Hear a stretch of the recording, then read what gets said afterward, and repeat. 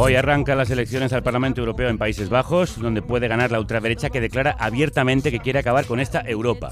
La Unión se inclina hacia el fascismo mientras las izquierdas retroceden en una cita electoral en la que nos la jugamos. Entre este jueves y el domingo, unos 360 millones de europeos están llamados a la urna para elegir a sus representantes comunitarios para los próximos 5 años. Según el último Eurobarómetro, hasta un 60% de la ciudadanía de la Unión Europea está interesada en estos comicios, 11 puntos más que en 2019. Pero parece que interesa más a los votantes que quieren destruir Europa que a los que quieren unirla y profundizar en sus valores. Sí, porque atención, la suma de los partidos de ultraderecha podría superar en voto a los conservadores, aunque el grupo conservador será el mayoritario. Lo que sí es seguro es que los neofascistas que van en bloque serán tercera fuerza en el Europarlamento. Hoy queremos explicaros qué votamos y para qué sirve esta Europa, cuyos valores fundacionales están en retroceso. Y para eso tenemos con nosotros el mejor plantel de expertos y expertas en política europea. A nuestro amigo Andrés Gil, subdirector de internacional en eldiario.es, nuestro medio asociado y ex corresponsal en Bruselas del mismo medio. ¿Cómo estás, querido? Muy buenos crudos días. Sí, muy crudos días. ¿Echas de menos cubrir el día a día de la política europea en momentos como este? Bueno, casi en cada momento, en realidad, porque es divertidísimo, intensísimo y fundamental para lo que nos pasa cada día. Sí, pero ahora no es nada divertido. ¿Qué está en juego en estas elecciones? Bueno, está en juego realmente ratificar una ola reaccionaria que lleva ya tiempo produciéndose en Europa. Lo hemos visto. Bueno, tú ahora comentabas que las elecciones europeas que arrancan hoy en Países Bajos puede ganar la extrema derecha, pero es que ya ganó las generales, igual que pasó en Italia, igual que ha pasado en los países nórdicos, que anteriormente eran ejemplos de socialdemocracia. Estamos en esa ola reaccionaria y lo que puede pasar este fin de semana es que se ratifique con un Parlamento Europeo mucho más inclinado a la derecha de lo que ha sido hasta ahora. Hola, ¿qué tal? Perdona que te interrumpa un momento. Ahora mismo te dejo seguir con el programa. Espero que lo estés disfrutando porque para eso lo hacemos. Pero, como sabes, Carne Cruda solo es posible por los oyentes que lo hacen posible. Así que si no eres productor o productora, te animo a serlo en carnecruda.es. Es muy fácil. Entras allí y puedes hacer una donación a través de PayPal o una transferencia bancaria. Y ayudas a que contenidos como este sigan adelante. Te dejo seguir con el programa. Que lo disfrutes. El trumpismo está llegando a Europa, como nos explica muy bien en su canal de Instagram María Eugenia Rodríguez Palop. María Eugenia, se está hablando mucho de que en Europa la extrema derecha va a hacer una super pandilla. ¿Tú sabes algo de esto? Más que una pandilla, yo creo que va a ser una banda. Porque unos son pro-OTAN, otros pro-rusos, imagínate el cacao con Ucrania. Unos son conservadores rollo Amis, el cuento de la criada, y otros son patrióticos. Después algunos son súper soberanistas, mientras que otros son pro-europeos. Por lo visto algunas hasta compiten entre ellas. En los dos países donde más competición se va a dar, va a ser donde residen las dos grandes abejas reinas. Le Pen compite con Zemmour y Fratelli d'Italia, el partido de Meloni, compite con Salvini. Conoce al dedillo el funcionamiento de las instituciones europeas porque ha sido 5 años eurodiputada, primero con Unidas Podemos y después con Sumar. María Eugenia, bienvenida, amiga. ¿Qué tal? ¿Cómo estás? Crudos. Bueno, tú que conoces bien de cerca lo que se cocina allí, ¿cómo de importantes son estos comicios? Son muy importantes. Quizás sean los más importantes que hayamos vivido pues hasta ahora, ¿no? Desde que estamos en la Unión Europea, porque nos jugamos pues un modelo u otro de Unión Europea. Fíjate que antes la gente de la extrema derecha y de las derechas extremadas querían irse de Europa y ahora no se quiere ir ni Dios, ¿no? Todo el mundo se quiere quedar ahí gobernando y tocando poder. Y esto es por algo, porque lo que quieren no es salir de Europa, lo que quieren es dominar Europa y hacerlo pues con otros criterios diferentes a los que hemos tenido hasta ahora. Desde esta república no podemos entender que alguien que ha hecho un papel tan relevante en la Unión Europea, desde la Eurocámara, no esté en las listas de Sumar. Bueno, a mí me apena mucho no estar, eso lo sabe todo el mundo y me hubiera gustado repetir. Y creo que hemos hecho un trabajo excelente, sobre todo por las mujeres, que es en lo que nos hemos centrado. Pero bueno, en Sumar se ha decidido otra cosa. Las negociaciones son así, entiendo. Una decisión, en nuestra opinión, muy desacertada. Y, entre otras cosas, quieren terminar con el euro o limpiar la Unión Europea de Migrantes. Esas son algunas de las propuestas de los ultras, pero hay más, Violeta. Sí, acabar con las transferencias financieras de los países ricos del norte a los más pobres del sur y el este de Europa, liquidar la política agraria comunitaria, echar la persiana al espacio Schengen o poner freno a lo que llaman ecolocura, en alusión a la transición ecológica. Para analizar las causas y consecuencias de este auge del fascismo hemos vuelto a llamar a uno de nuestros expertos en la materia. de cabecera. Steven Forti, profesor de Historia Contemporánea en la Universitat Autónoma de Barcelona, autor de Extrema Derecha 2.0. Crudos días. ¿Qué tal? Crudos días a vosotros. Un gusto acompañaros. ¿Cómo hemos llegado hasta aquí y hasta dónde podemos llegar desde aquí? Bueno, es difícil saber dónde llegaremos, ¿no? El futuro no está escrito, como decía Joe Strummer. Ahora bien, las dinámicas que hemos visto en los últimos años no nos dejan ser especialmente optimistas. Y efectivamente, ¿no? En estas elecciones lo que tenemos es la posible normalización definitiva de la extrema derecha, o al menos de una parte de ella, la atlantista, que podría llegar a tocar poder, ¿no? Entonces, ¿cómo hemos llegado hasta aquí?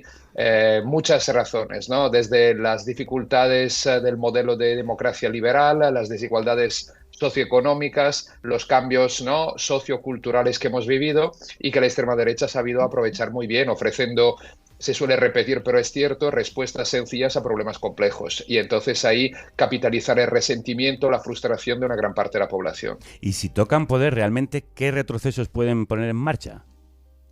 Bueno, digamos, hemos visto ya algo, ¿no?, en el último año y medio, y María Eugenia, estando en Bruselas, lo ha vivido muy de cerca. Pensemos en las políticas medioambientales, ¿no?, el retroceso sobre el Green Deal, pensemos en el pacto migratorio, para empezar, pensemos, ¿no?, en toda una lógica apoyada por el establishment, desde luego, y no solo defendida por la extrema derecha, sobre mayor securitización, el tema de la política de defensa, una militarización de nuestros países. Vamos en esa dirección. Y luego, desde luego, hay una cuestión clave. El modelo que defiende la extrema derecha, aunque no se define directamente euroescéptica, es el de una confederación de estados nacionales, de estados soberanos. Es decir, habría un frenazo a la integración política, y el modelo, digamos, al cual miran sería la Hungría de Orbán, que quiere decir que si en su casa quieren limitar el Estado de Derecho, debilitar la separación de poderes y recortar derechos, pues que nadie desde Bruselas se meta, ¿no?, en su país. Este sería el objetivo último. Ahora, sabemos que la política europea es un encaje de bolillos, los cambios no suelen ser radicales sino paulatinos,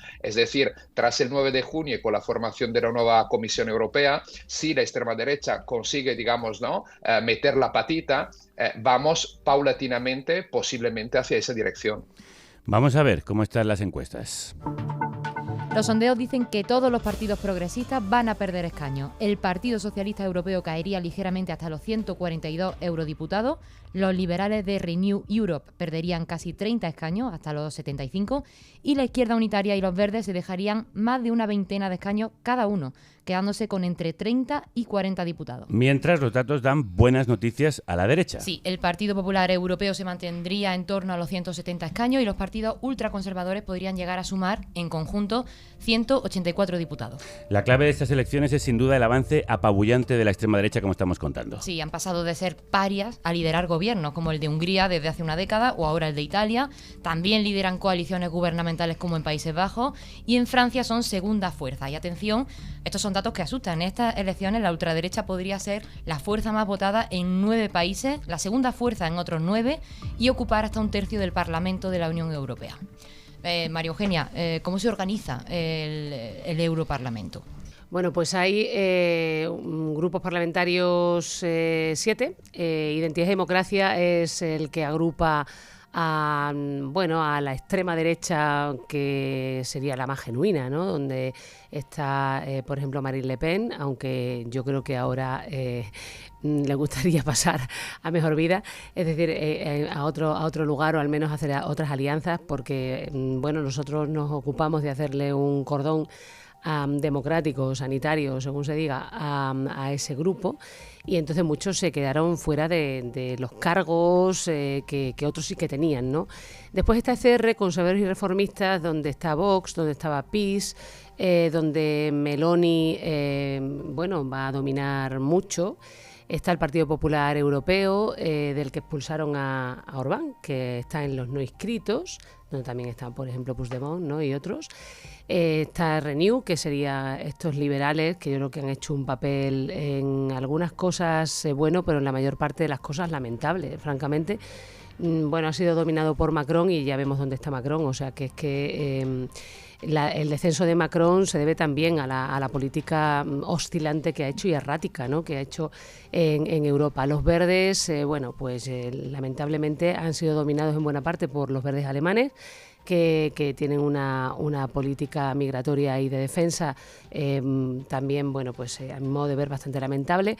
Y después está el grupo al que yo pertenecía, que es el de la izquierda, que yo creo que ha hecho un buen papel en esta legislatura, pero es también un grupo muy diverso, con mucha heterogeneidad, con mucho prorruso, mucho pro-israelí también, curiosamente, y hay que ver, por ejemplo, cómo se votó alguna resolución de apoyo al pueblo de Palestina, pues en alguno de estos grupos.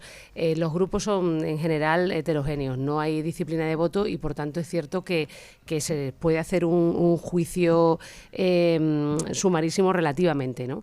Esa sería la configuración, pero yo quería añadir una cosa a lo que ha dicho también Steven sobre por qué hemos llegado hasta aquí.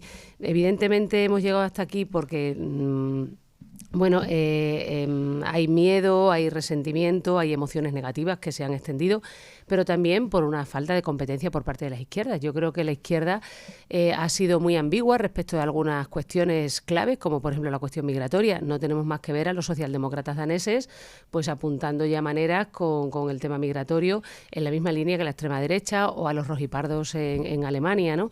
Que van a entrar precisamente en el grupo de la izquierda. Es decir, yo creo que aquí se ha sido ambiguo, después cosas que no se han explicado o se han explicado mal, por ejemplo, todo lo relativo a la tensión entre agricultura y Pacto Verde, que es una tensión que es cierto que es fake, o sea que en cierto modo a medio y largo plazo debería ser inexistente, pero en el corto plazo es sentida de manera muy intensa por parte del sector primario, y esto ni se ha explicado bien ni se ha implementado bien. Lo pongo como dos ejemplos, ¿no? Creo que por tanto a la izquierda le queda mucho camino que recorrer para poder competir en buenas condiciones con las derechas, y desde luego si las derechas tocan poder, pues lo van a tener peor. Quizá compitiendo con las derechas, acaba de anunciar el Gobierno de España que se suma al procedimiento contra Israel iniciado por Sudáfrica en la Corte Internacional de Justicia. Te pregunto sobre esto, Andrés, ¿qué consecuencias puede tener esto para las elecciones europeas y para la posición de España?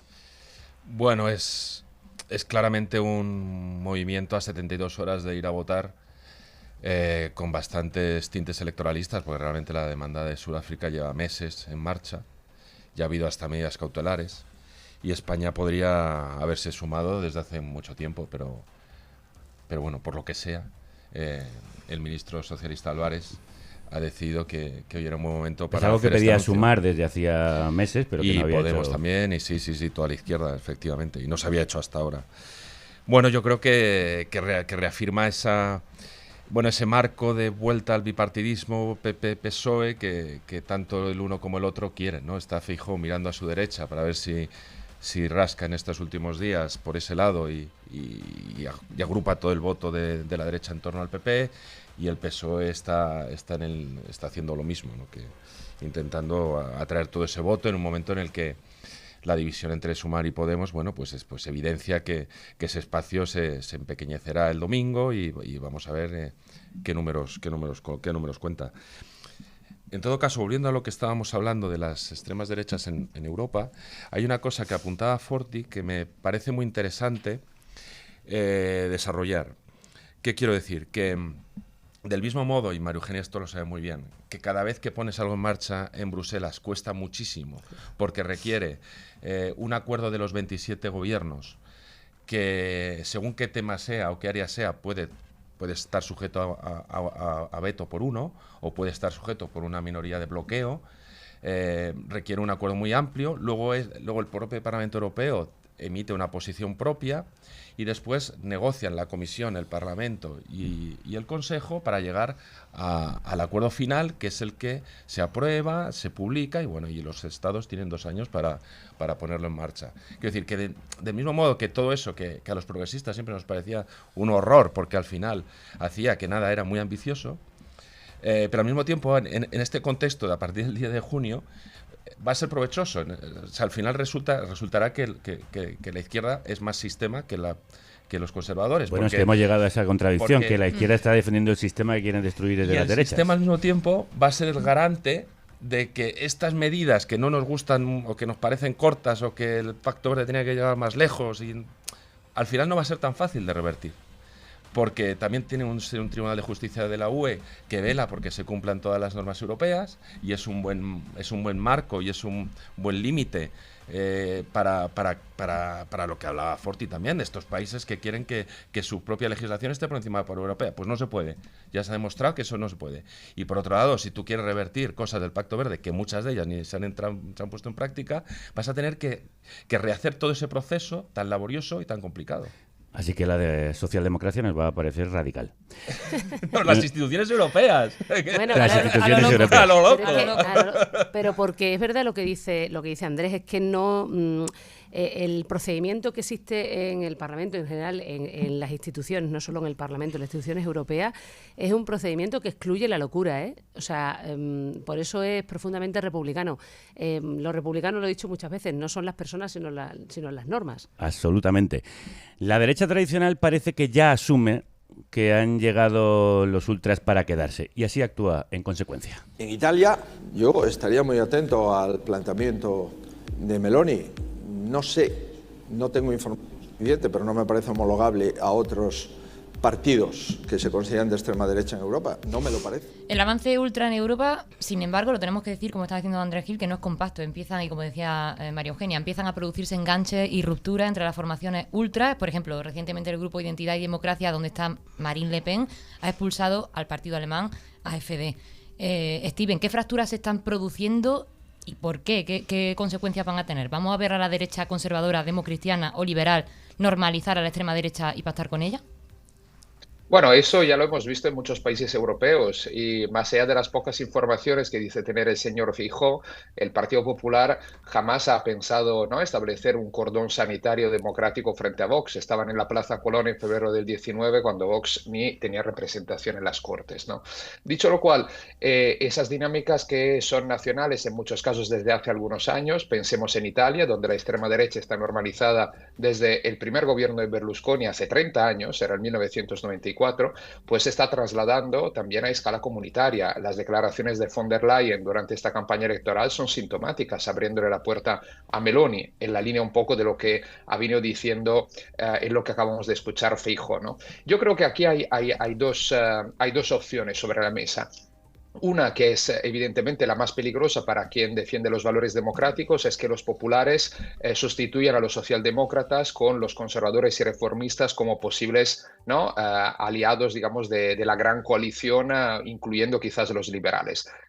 Puede que haya los números, pero creo que es una opción bastante difícil. Ahora bien, la otra opción yo creo que es más, digamos, que sigue un poco los compromisos europeos, que parecería que todo siga igual, pero realmente no tanto, y es que sí que se mantiene una mayoría como la actual, populares, socialdemócratas, liberales, pero que se le conceden cada vez más espacios a la extrema derecha cuando es atlantista, como en el caso de Meloni u otros partidos de los conservadores y reformistas. Tengamos en cuenta un último elemento para cerrar, que será clave luego no solo la elección de los top jobs del presidente o presidenta de la Comisión Europea, etcétera, etcétera, que se pactarán entre finales de junio y principios de junio y principios de julio, sino luego el nombramiento de los comisarios. Y aquí Meloni es donde jugará su gran partida. Entonces hablaremos sobre todo de los meses de julio, agosto, septiembre, para pactar un comisario de peso que sea de nombramiento del gobierno italiano. Hace unos años no fue así. En el 19 Hungría y Polonia, que eran los únicos gobiernos de extrema derecha en ese momento, le dieron dos comisarías, digamos, de poco peso. Yo creo que aquí es el verdadero riesgo y la madre del cordero de cara a la próxima legislatura. María Eugenia, ¿y por qué los verdes y la izquierda unitaria no van juntos? Bueno, podrían ir juntos, o sea, no debería ser un impedimento, no debería haber ningún impedimento así de peso. En España van juntos. Por eso, no debería haber un impedimento así de peso. Bueno, aunque en los verdes, es que en los verdes hay algunas formaciones políticas que son liberales, o sea, que no se querrían casar con las izquierdas, ¿no? Bueno, y con el tema palestino ahora mismo hay una ruptura ahí importante. Sí, ¿no? con el tema palestino y no solo, en política exterior, en política de defensa, como he dicho antes, en política migratoria. bueno, no hay más que ver lo que han supuesto los verdes en el gobierno alemán, ¿no? O sea, a nosotros nos han hundido en directivas básicas como la de violencia contra las mujeres. Ha sido, bueno, buena parte del gobierno alemán, entre liberales y verdes, los que se han opuesto, por ejemplo, a que el tipo penal de violación se pudiera incorporar. Y bueno, hay posiciones que son incomprensibles, pero bueno, es que los verdes ya, bueno, pues han perdido buena parte de su identidad en muchos de los países ¿no? de la Unión Europea. Vamos a ir al nuestro, bajamos a España. El PP lidera la mayoría de sondeos con la eurodiputada Dolors Montserrat como cabeza de lista. El PSOE, con la vicepresidenta y ministra de Transición Ecológica Teresa Rivera, se mantendría en escaño. Sumar, representado por la independiente Estrella Galán, directora de la Comisión Española de Ayuda al Refugiado, empataría en votos con el Vox de Jorge Buxadé. Podemos, liderado por la ministra de Igualdad Irene Montero, podría sacar menos escaños que la coalición de BNG, Esquerra, Bildu y Aramés, que se llama ahora Repúblicas, o incluso que el partido del agitador ultraderechista Alvise Pérez, que se presenta bajo el nombre de Se acabó la fiesta. Sí, este es el nombre de un partido. Sí, en Europa. Steven, ¿qué implica este desdoblamiento de la ultraderecha española entre Vox y la lista de Alvise? Bueno, yo diría que no es nada novedoso si comparamos otros países. En Francia tenemos a Le Pen y tenemos luego más recientemente a Zemmour. En los Países Bajos hay 2 partidos de extrema derecha. En Dinamarca inclusive hay 3. En Italia tenemos a Meloni y Salvini, etcétera. Entonces, quiero decir, no es una dinámica peculiar de España. Ahora, la peculiaridad es la tipología de, digamos, lista que ha creado Alvise Pérez, ¿no?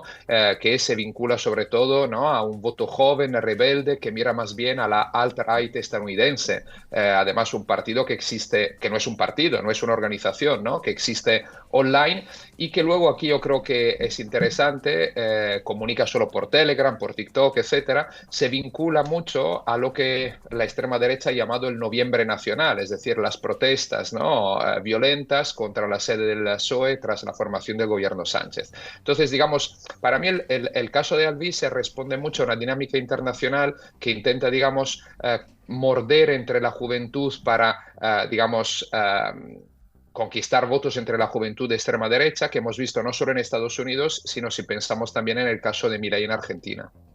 Andrés, ¿querías añadir algo? Sí, es que de todo esto que estamos hablando hay una cosa que me gustaría que tengamos en cuenta. Von der Leyen tiende la mano a Meloni.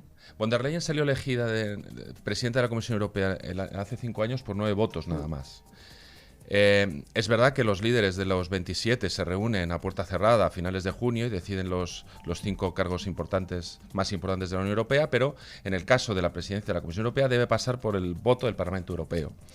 Si tenemos en cuenta que la alianza natural de ese pacto suelen ser democristianos, socialistas y liberales, y que socialdemócratas y liberales están de capa caída frente a los ultraconservadores y de extrema derecha, que están para arriba, para que ella salga elegida, teniendo en cuenta también que puede haber fugas nacionales, pues los del PP francés ya han decidido no votar a Von der Leyen porque es muy amiga de Macron, por ejemplo. Vox también ha dicho que no lo hará, aunque sí lo hará Meloni. Quiero decir que si tienes que hacer todo ese mejunje para conseguir los votos necesarios para ser elegida presidenta de la Comisión Europea, ella cree que sí que necesita al principal partido italiano, por ejemplo.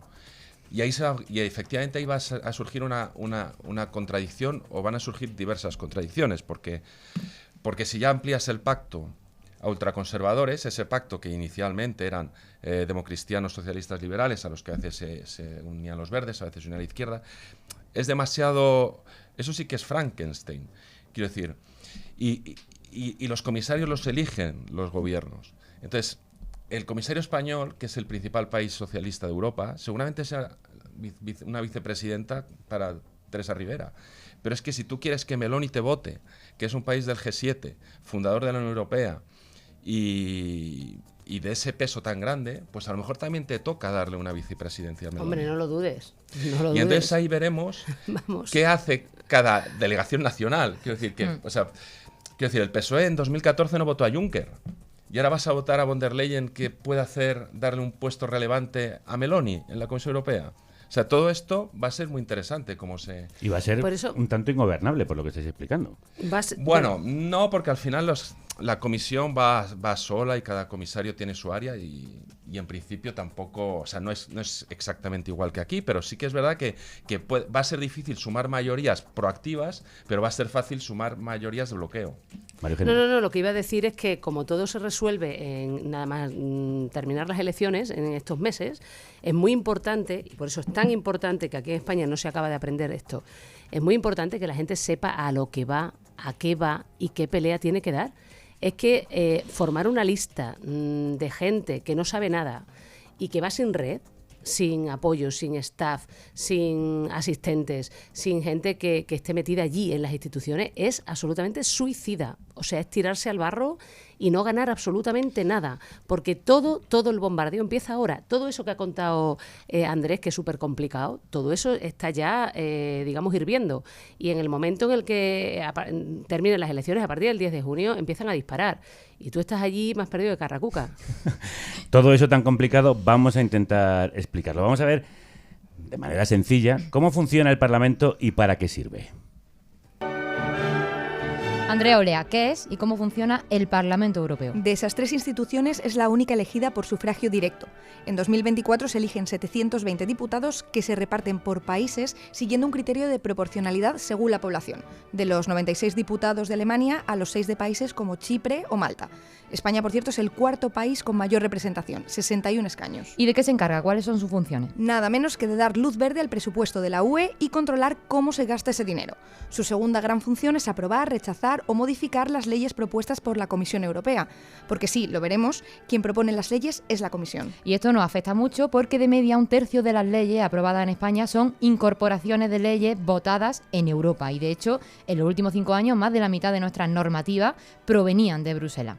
Vale, vayamos ahora al verdadero poder duro, la Comisión Europea. Efectivamente, la Comisión es el gobierno de facto de Europa. Elabora y propone las leyes y luego aplica las decisiones ejecutivas. Pero ojo, es la Eurocámara la que elige a su presidente o presidenta, actualmente la conservadora Ursula von der Leyen. ¿Y quién elige a los comisarios, que serían como los ministros de la Unión Europea? Los elige la presidenta de la Comisión, como haría un presidente de gobierno nacional, pero tiene que hacerlo eligiendo entre los candidatos sugeridos por los gobiernos de cada Estado miembro a través del Consejo Europeo. ¿Y qué es el Consejo Europeo, entonces? Es el tercer pilar de la Unión, donde se sientan los jefes de gobierno o de Estado de los 27, más el presidente o presidenta de la Comisión. Tiene funciones de orientación política y jefatura simbólica de la Unión Europea, su presidencia rota cada 6 meses y es ahí donde se fijan las grandes líneas estratégicas de la UE. Ahora sí, María Eugenia, nos ayuda a aterrizar lo que se vota y lo que se decide en el Parlamento. ¿Puedes darnos ejemplos de qué tipo de leyes de nuestro día a día se están decidiendo ahora en Bruselas? Bueno, a ver, las directivas, por ejemplo, en las que yo he trabajado, que son normas obligatorias que tienen que implementar los estados en un tiempo evidentemente prudencial, normalmente 2 años, bueno, aunque la iniciativa pueda partir de la comisión, digamos, complementan, se elaboran, se enmiendan, en fin, se lanzan desde el Parlamento Europeo. Hemos sacado, por ejemplo, la Directiva de Violencia contra las Mujeres, de la que hablaba antes. Yo he sido ponente principal de la reforma de la Directiva de Trata con fines de explotación laboral y sexual. Hemos sacado la Directiva de Transparencia Salarial, que aborda todo el tema de la brecha salarial de género, por ejemplo. Hemos sacado directivas sobre salarios mínimos, directivas sobre trabajadoras de plataforma. Cuidado, porque allí también se elabora la PAC, que de la PAC vive muchísima gente en este país. La política agraria. La política agraria en Castilla-La Mancha, en Extremadura, en Andalucía. Desde allí sale el Pacto Verde, que el Pacto Verde la gente se queda ahí como colgada. El Pacto Verde, el Pacto Verde. El Pacto Verde es una cosa tan importante como lo que tú comes todos los días, vamos. O sea, lo que te va a costar un tomate. Así de claro, eso es el Pacto Verde. El Pacto Verde influye en lo que se compra y lo que se vende. En los tratados de libre comercio, por ejemplo, que también, por cierto, se aprueban o no en el Parlamento Europeo. Cuando en Almería la gente tiene que abandonar sus tierras porque el precio del tomate se ha venido abajo porque está entrando tomate a mansalva procedente, por ejemplo, de Marruecos. Y eso depende de una serie de cupos, una serie de cuestiones que se deciden en la Unión Europea. Y suma y sigue la política energética, por ejemplo, las placas solares, las eólicas, si se apuesta o no por el gas, cuánto cuesta el mercado eléctrico. En fin, es que es toda la vida, es toda la vida cotidiana. Diría que lo único quizás que afecta a la vida cotidiana, que es muy importante y que no se decide todavía en la Unión Europea, es el tema de la vivienda. Que se ha decidido alguna cosa, pero es cierto que ahí no hay competencia. Pero incluso las cuestiones sanitarias, que antes estaban muy alejadas de la Unión Europea, también se empiezan a decidir allí. Pues vamos a hablar de los 4 ejes fundamentales de lo que se decide en el Parlamento Europeo y lo que decidimos en las urnas.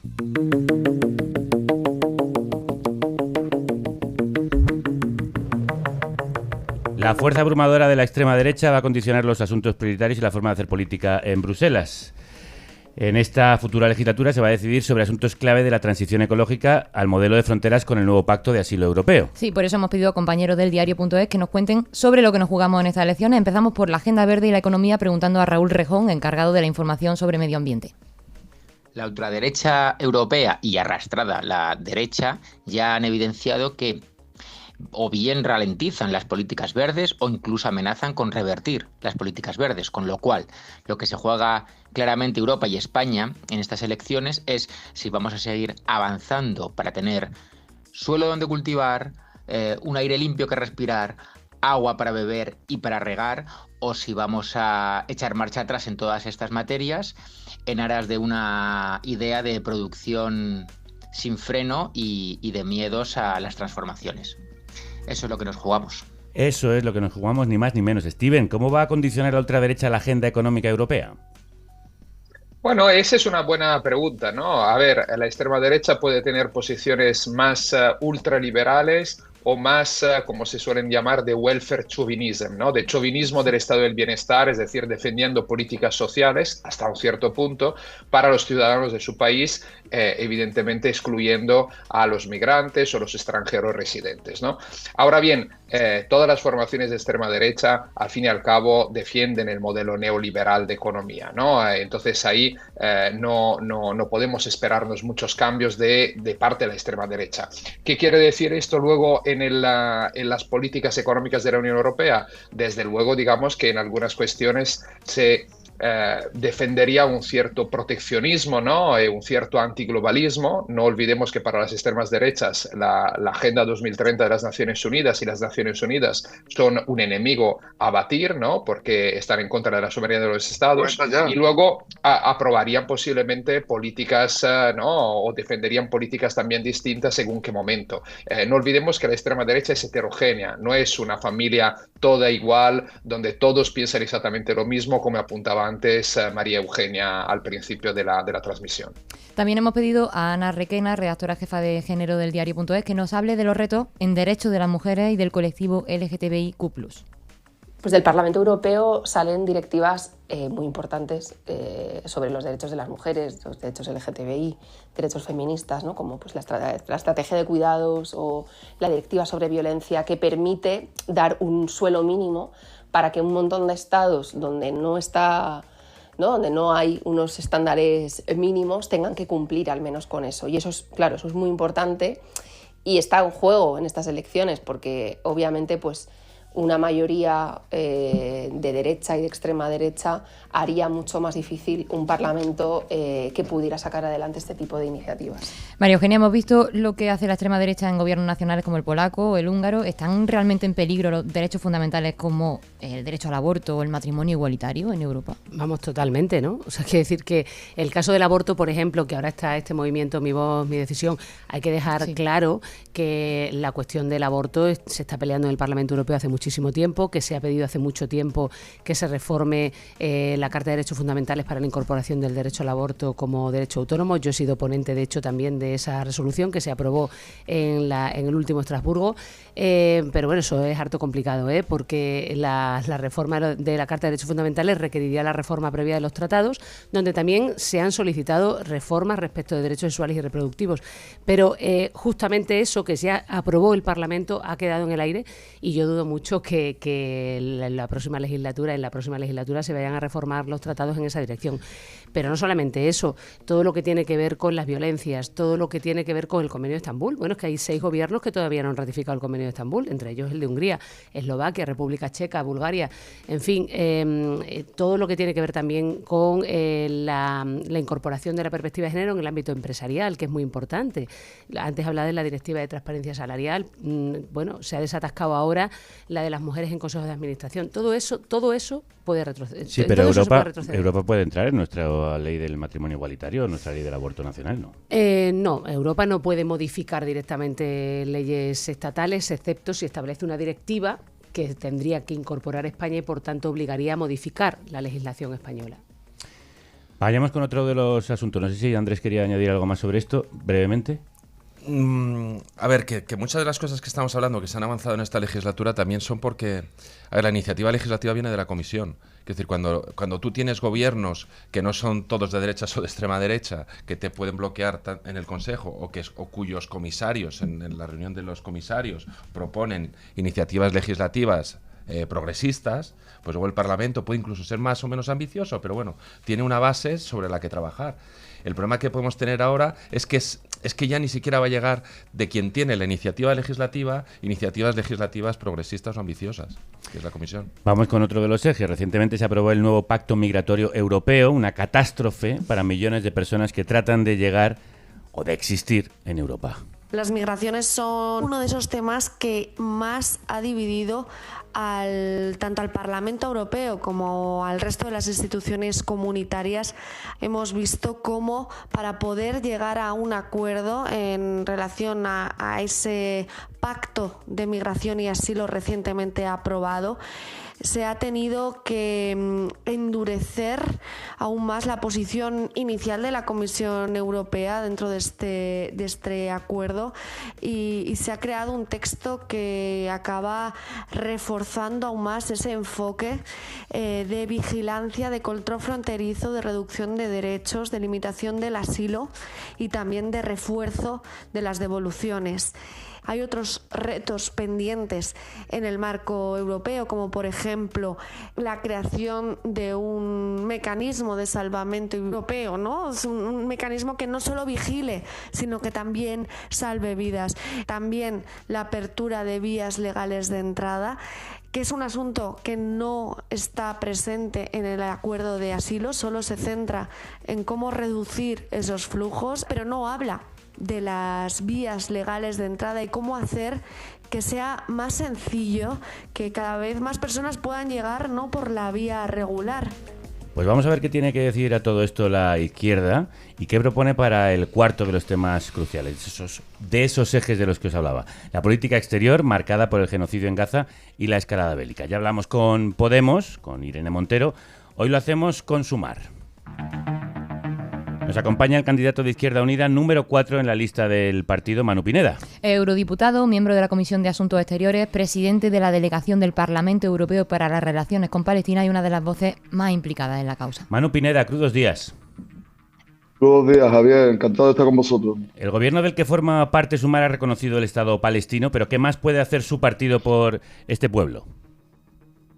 Bueno, nosotros, nuestro partido, nuestra coalición, nuestro espacio está haciendo todo lo que puede con la correlación de fuerzas que tenemos, que es la que es. Tenemos 27 diputados y diputadas de un total de 350 y tenemos 5 ministras y ministros y están llevando a cabo, están trasladando al gobierno las peticiones tanto del pueblo palestino como de la calle. Hoy hemos tenido la buena noticia de que el gobierno español se adhiere a la demanda de Sudáfrica ante la Corte Internacional de Justicia.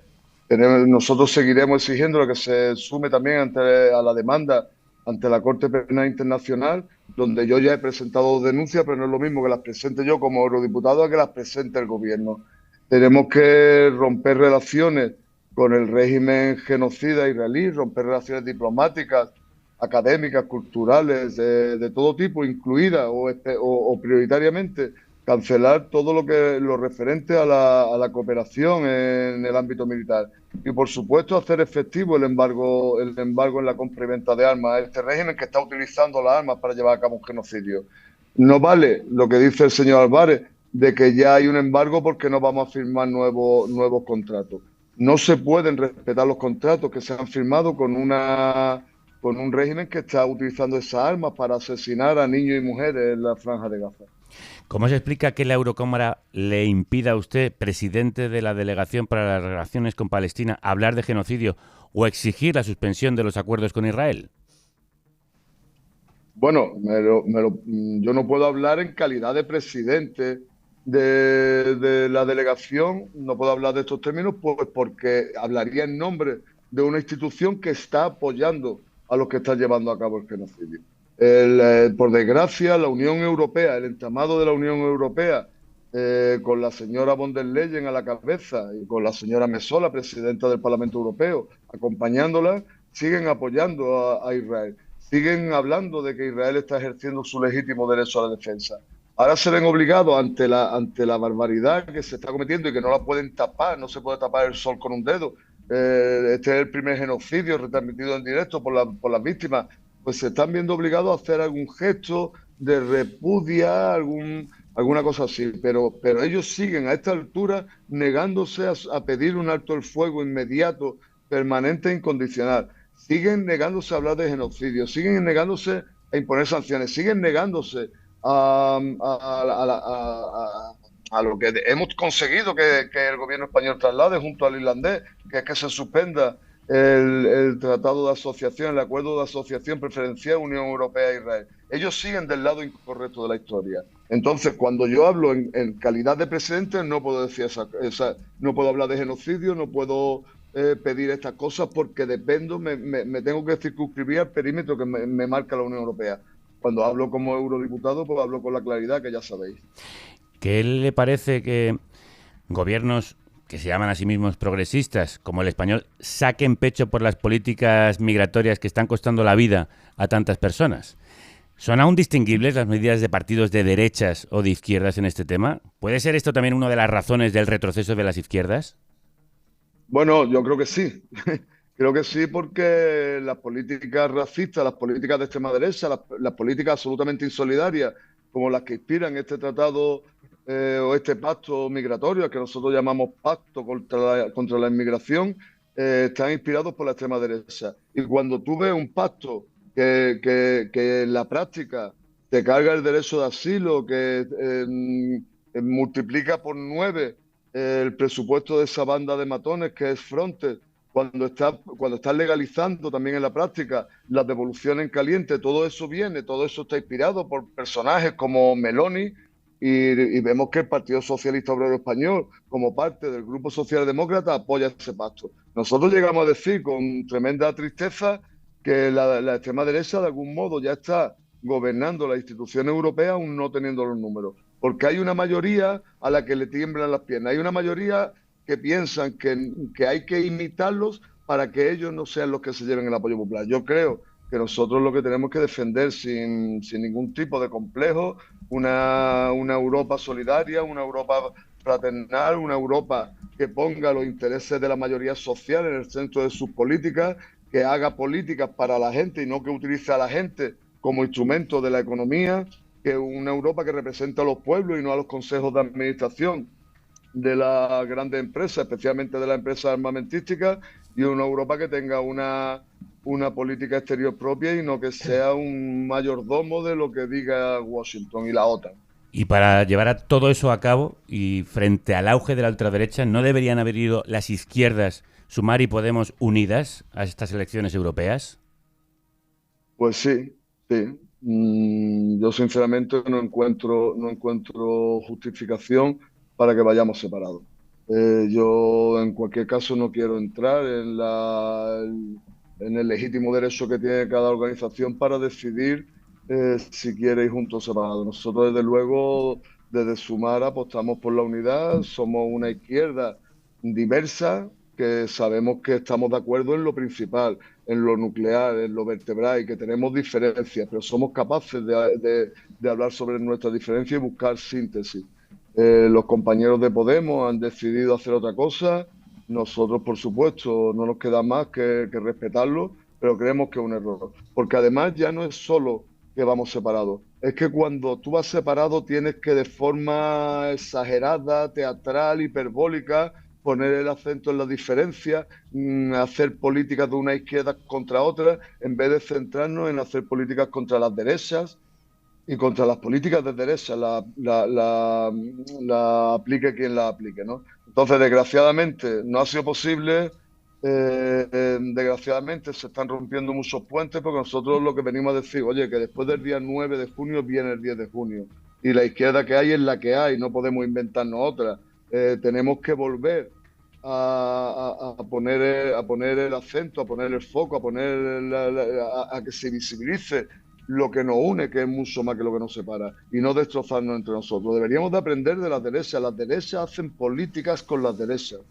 La izquierda hacen políticas contra la izquierda y el resultado ahí está. Digo, ahora mismo ya es imposible, es un poco estéril esto porque estamos a 2 o 3 días de las elecciones pero sí hago un llamamiento a la reflexión, que no rompamos todos los puentes, que no gastemos toda la munición entre nosotros, pues porque espero que a partir del día 10 podamos entrar en una nueva fase en la que veamos cuáles son los enemigos y cuáles son los compañeros, ¿no? Y que los compañeros tenemos que apoyarnos entre nosotros, pues, insisto, porque lo que tenemos enfrente es muy gordo. No podemos estar gastando toda la munición entre nosotros. Nos quedamos con esa llamada a la reflexión. Manu Pineda, muchas gracias y mucha suerte este domingo. Gracias a vosotros, un placer.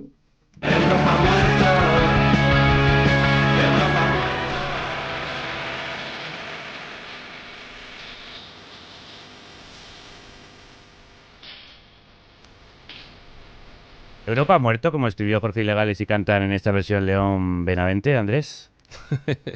No me hace gracia porque yo esta canción la metí en una crónica también. Viene muy al caso. Viene muy al caso. Desgraciadamente. Bueno, no, morir no morirá. Al final Europa es un concepto geográfico también, pero desde luego que los valores en los que supuestamente se fundamentaba después de la Segunda Guerra Mundial, tras la derrota del fascismo y el nazismo, desde luego que están ahora bastante en cuestión. ¿Qué opinas tú de esto, Steven? Bueno, estoy bastante de acuerdo con lo que acabas de decir, Andrés, ¿no? Es decir, luego no olvidemos una cosa que yo creo que hemos remarcado. Los cambios son siempre paulatinos, en general y a nivel europeo. Es decir, no habrá algo como, pongamos el caso en Argentina con la victoria de Milei, ¿no? Una bomba atómica que explota de repente y lo quiere cambiar todo, sino que son cambios difusos. Y desde mi punto de vista es algo muy peligroso porque la gente no se da cuenta de lo que está pasando y se acostumbra a cambios que parecen de poca entidad, pero a largo o medio plazo, en cambio, pueden modificar radicalmente la situación. Entonces estamos en una encrucijada, no es un buen momento y, como se comentaba, toca luchar y toca ir a votar. María Eugenia. Yo no creo que Europa haya muerto, la verdad. Creo que Europa es ahora mismo más importante que nunca, incluso para los que están obsesionados con asesinarla, ¿no? El hecho mismo de no querer salir de Europa, de saber que fuera de Europa hace mucho frío, todo lo que ha pasado con el Brexit, yo creo que ha puesto de manifiesto que aquí todo el mundo quiere estar, todo el mundo se quiere quedar, y que la lucha es simplemente entre la tercera clase y la primera del Titanic, ¿no? Y ya está. Sí. O sea que, por tanto, no creo que haya muerto. Creo que vamos en ese barco y que están mucho peor los que están fuera. Sí, lo que tenemos que hacer es seguir luchando por ella, por lo que Europa representó en su fundación, que fue precisamente los valores de fraternidad, igualdad y libertad. Andrés Gil, María Eugenia Rodríguez Palop, Steven Forti, como siempre, un placer. Muchas gracias. Muchas gracias.